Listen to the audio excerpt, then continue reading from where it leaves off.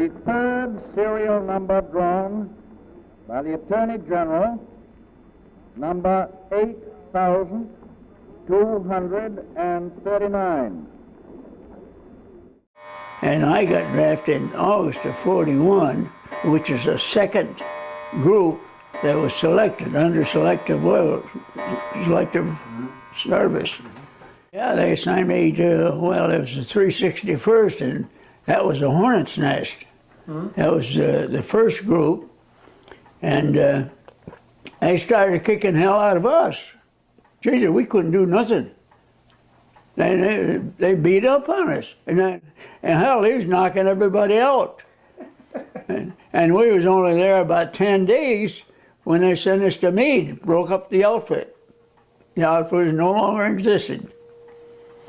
And they wound up in the 361st quartermaster outfit. Okay. And that was a good thing, because hell, that Foster, hell, he was about ready to kill us. Hell, he was blaming us for everything. It was the 9th of November, 1942. We hit Africa. We went through the Straits of Gibraltar there, hit Africa, and we went down to, they moved us from Oran to Arzu, and we set up home there, and right off the bat, we started unloading Lend-Lease stuff for Africa. We unloaded 4 ships with Lend-Lease stuff. I asked the guy, I said, what the hell are we doing, moving the United States over to Africa? Man, we was working night and day. I asked the old man, I said, what's them ducks doing here? He says, I don't know. He says, they just brought them here and stood there.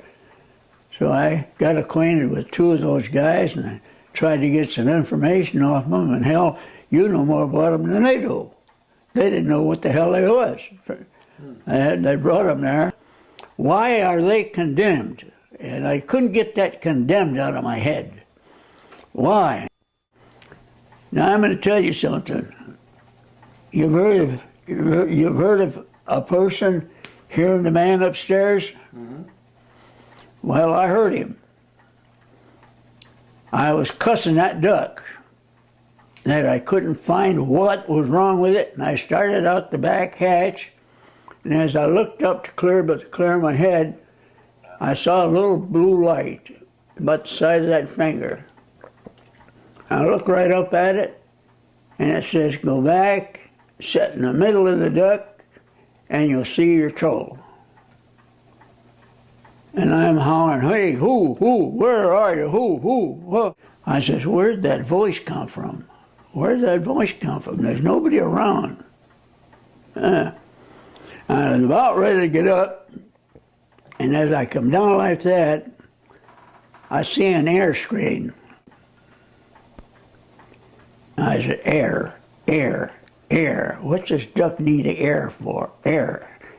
Oh, I said, you dumb son of a bitch. That's Jesus Christ. The trouble's right over here, right out in the open, nobody sees it. Well, first guy I meet is Captain Kennedy again. He said, well, Nick, what'd you find out?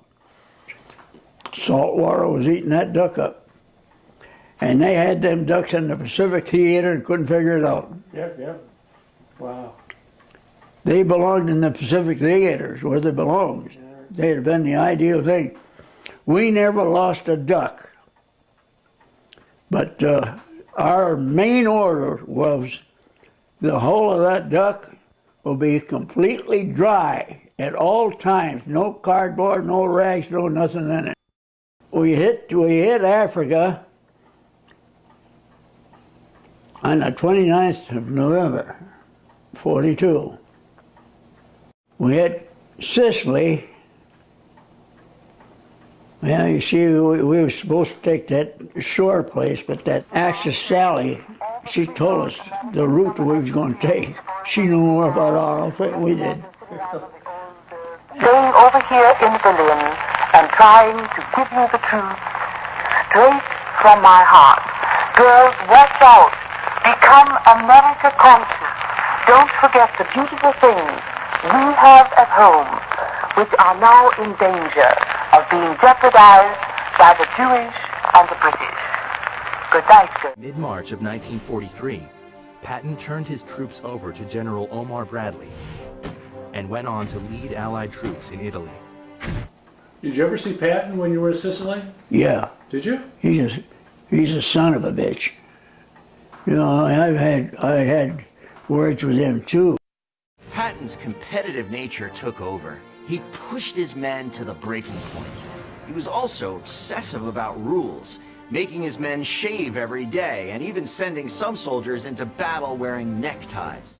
I was fixing this outdoor washroom, like I says. When I come up like that, the shell of my fell off my head. Yeah. And he was coming up on, he saw me. And he reprimanded me. He says, I want you to stop immediately. I says, General, I says, how can I do that when I had this board or what have you, trying to get it started with a nail? He said, never mind, you put it down and pick it back up again. That's how mean he was. When we hit France on Normandy, we had that place singing like a sewing machine. We was the only things moving.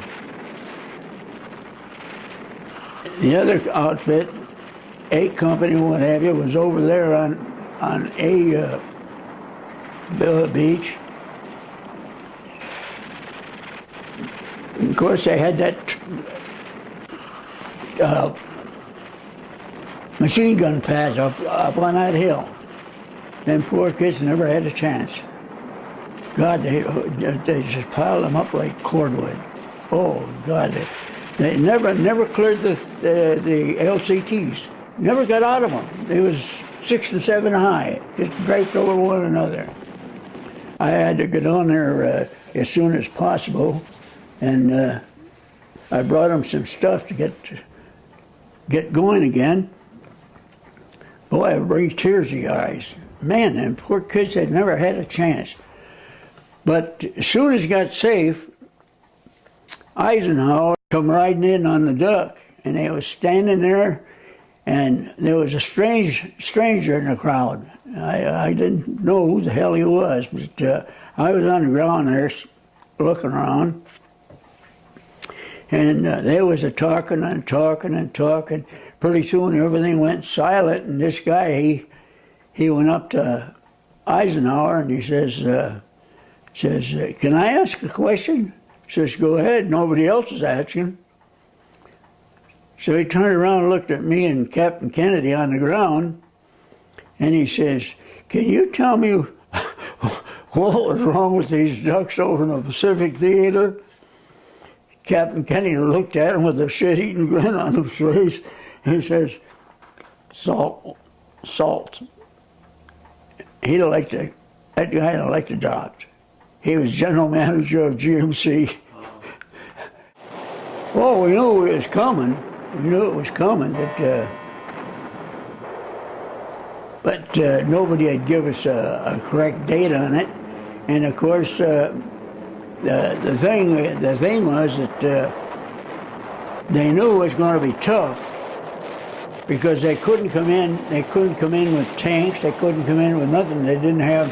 Cherbourg was highly guarded with the Germans, and on this side, it was highly covered with the Germans, and like I say, A Company on Omaha Beach was a suicide trap, so they couldn't give us no help at all, no tanks, no nothing.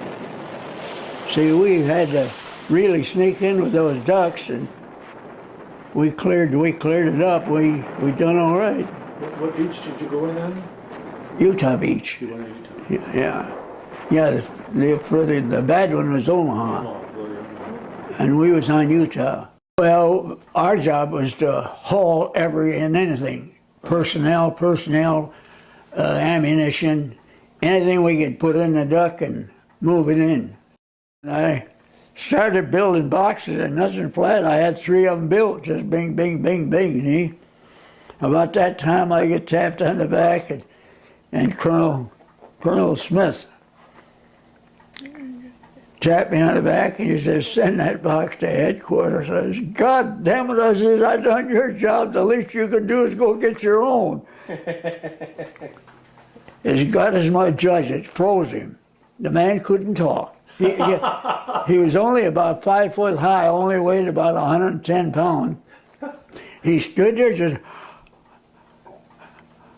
and here I said, oh my God, you're in your doghouse now. And he walked away. Couldn't get a word out. It hit him right between the eyes. Well, his carpenter's name was Fred Smith too, F.W. Smith, and he was Alphabet Smith, F.G.A. Smith. Fred come over and says, Nick, he says, what the hell to do with the captain, or with the colonel? There's nothing, why? He says, he told me to come over and see you. Yeah, he made me, he made me a staff sergeant for building boxes. That's amazing.